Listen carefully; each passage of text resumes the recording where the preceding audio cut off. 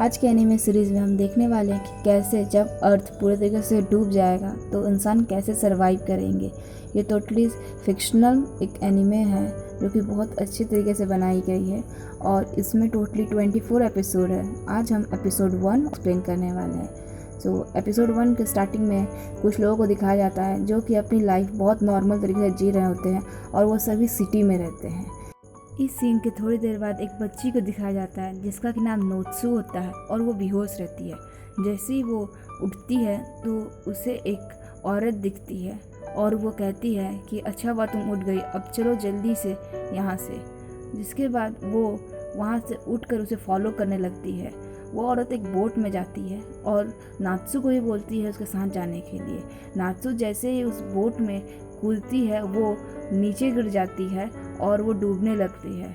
उसी टाइम वहाँ पर एक आदमी उसे बचाता है और उसे उस बोट में वापस चढ़ाता है।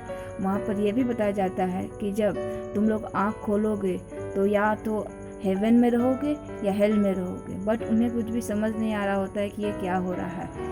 जैसे ही वो बच्ची उस बोट के अंदर घुसती है वो अपने बैग को देखती है और वो शॉक हो जाती है। उसे समझ नहीं आता है कि उसका बैग यहाँ पर कैसे आया। उसके बाद वो बच्ची उस लड़की से पूछती है कि क्या उसने और लोगों को भी देखा है, बट उसे कुछ नहीं पता होता है। जब वो लोग बैठकर ये सारी बातें डिस्कस कर ही रहे होते हैं उसमें से एक बंदे को वोमिट फील होता है और वो लड़की बोलती है कि तुम बाहर बैठो। जिसके बाद वो लड़का बोलता है कि ये भूखे रहने की वजह से ऐसा हो रहा है।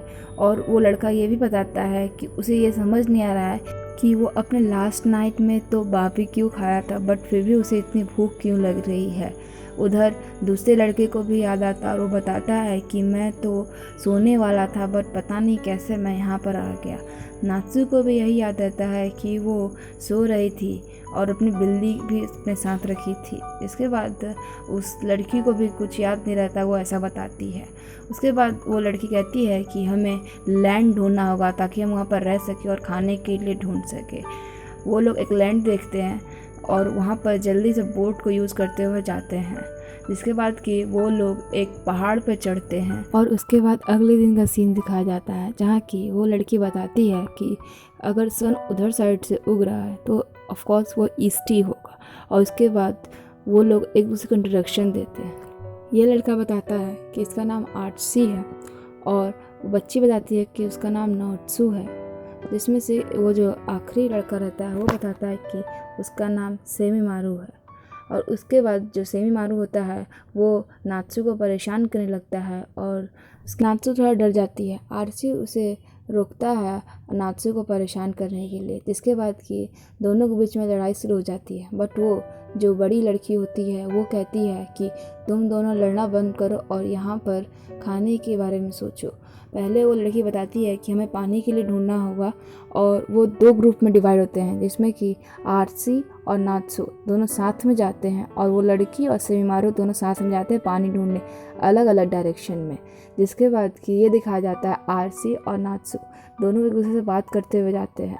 नात्सु अपने मन में ये सोच रही होती है कि क्या पता उसे कब ये सेल्फ कॉन्फिडेंस आएगा कि वो अपनी बातों को दूसरे पर रख सके। और आरसी ओटा भी उसे यही समझा रहा होता है कि उसे थोड़ा कॉन्फिडेंट होने की ज़रूरत है ताकि वो अपनी बातों को अच्छे से बता सके।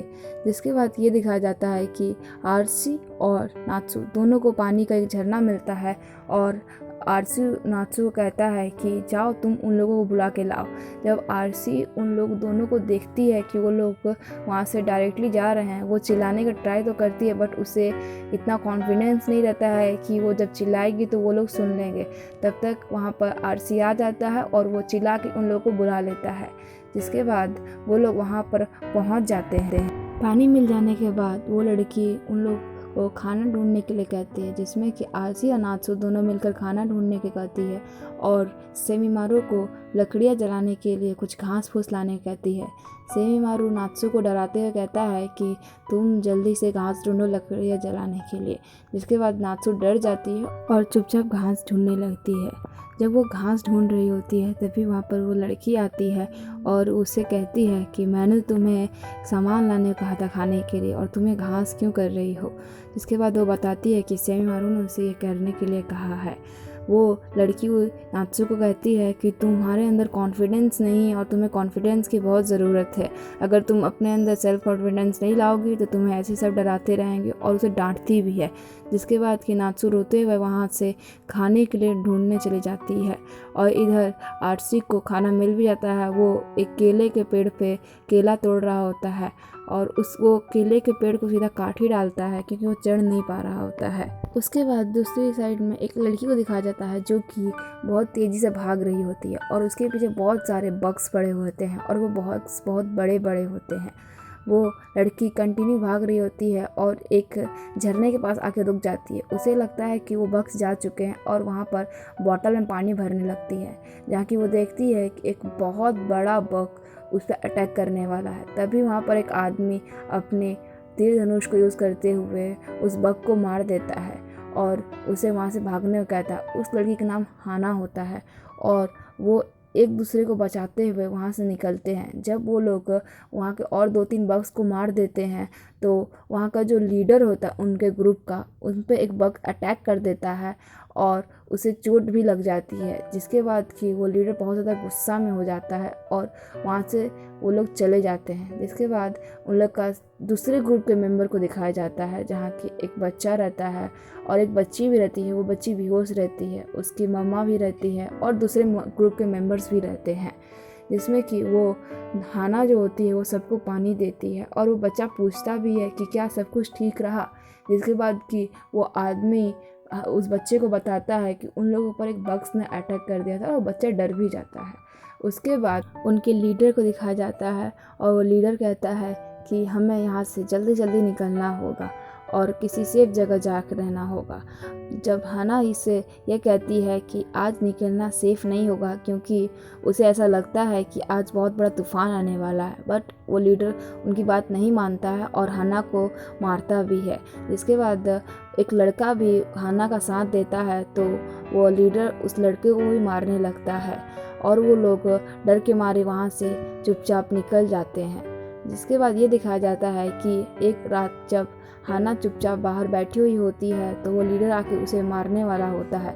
तभी वहाँ पर एक बहुत तेज़ लहर आती है और वो लीडर को बहा जाती है और उन लोग सब ये देखते हैं कि जैसा हाना ने कहा था कि एक बहुत तेज़ आंधी आने वाली है, उस आंधी में वो बच्ची भी बह जाती है। और जैसे ही वो लोग बचाने का ट्राई करते हैं वो लीडर उन्हें बचाने के लिए मना करता है और वो कहता है कि वो बच्ची तो जब से देख रहा हूँ तब से बेहोश ही है, वो मर ही जाएगी, उसे बचाने का कोई मतलब नहीं है। बट हाना उसकी बात को नहीं मानती है और वहाँ से कूद कर सीधा उस बच्ची को बचाने के लिए चली जाती है और वो उस बच्ची को बचा भी लेती है। उन लोगों की बोट पूरी तरह से टूट गई रहती है लेकिन वो लोग बच चुके हैं। उसके बाद वो लोग देखते हैं कि वो लोग वापस से घूमकर वहीं पर आ चुके हैं जहाँ से उन लोगों ने स्टार्ट किया था। वो लोग पहाड़ पर रहते हैं और नीचे बहुत सारे बग्स रहते हैं जो कि बहुत बड़े बड़े होते हैं। उनका जो लीडर होता है वो हाना को उस बच्ची को देने को कहता है, बट हाना को ये पता नहीं रहता है कि वो बच्ची क्यों मांग रहा है।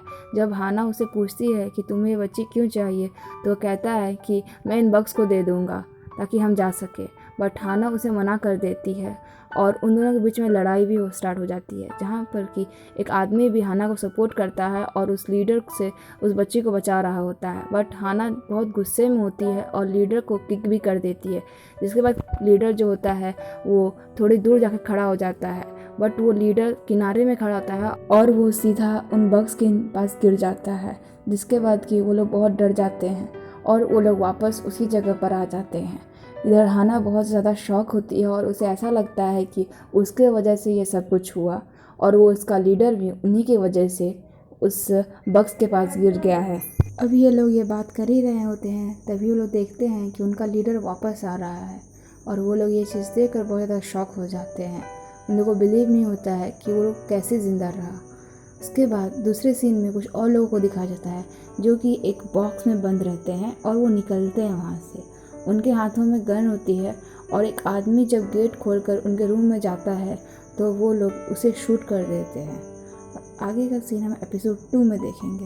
आप सभी को अभी तक ये डाउट हुआ कि उनका लीडर वापस कैसे ज़िंदा हुआ और वो लोग कैसे वापस आगे ट्रैवल करेंगे, तो इस एपिसोड के सारे डाउट क्लियर करने के लिए आप एपिसोड 2 ज़रूर देखिएगा। Thank you.